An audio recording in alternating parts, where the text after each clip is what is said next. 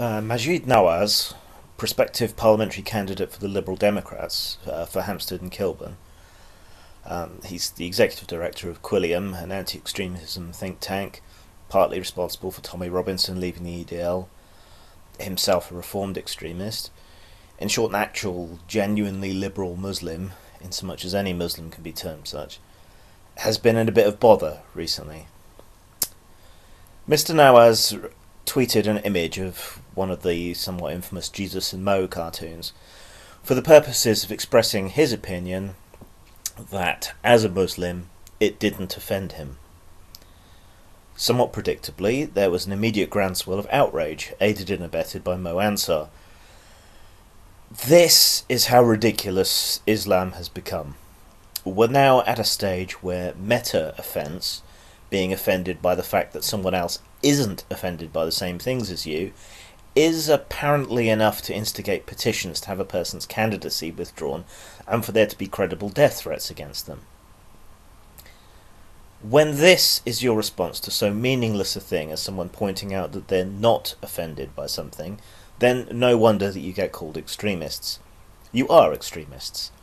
I put it to you that if something as insignificant as a badly drawn cartoon leads you to be this upset, then yes, you are indeed an extremist and deserve to be called such. If that feeling is widespread enough in your community, then your whole religion deserves to be called extremist. Perhaps the reason that these cartoons upset you so much is because you are cartoons. This is the caricature of the angry, irrational, violent Muslim that is so often complained about, yet which seems to have more than a grain of truth about it. More of a boulder of truth, if you will, at the very least. Mr. Ansar, you are like Judge Doom in Who Framed Roger Rabbit, hunting down harmless cartoons for no real reason other than your own self-aggrandizement, and to wield pointless childish rage as politics. A bug-eyed, comical lunatic hiding in a human skin. Yes, you love your prophet for reasons that escape a liberal and critical mind, a murderous bandit and child molester, hardly seeming to fit any civilized definition of a perfect man at all. But that's no excuse for you to behave in such a way. No excuse to threaten people's careers. No excuse to threaten their life, simply because they don't share your beliefs or don't share your degree of offence. The British occupation of India was at many times appalling, but it did do away with the Thuggee cult and the practice of sutti, widows being burned on their husbands' funeral pyres.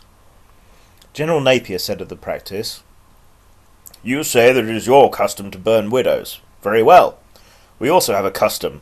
When men burn a woman alive, we tie a rope around their necks and we hang them. Build your funeral pyre. Beside it, my carpenters will build a gallows. You can follow your custom, and then we'll follow ours. You have your upset, your riots and your death threats, and we'll have our deportations, arrests and satire. Or you could grow up and learn to deal with differing points of view."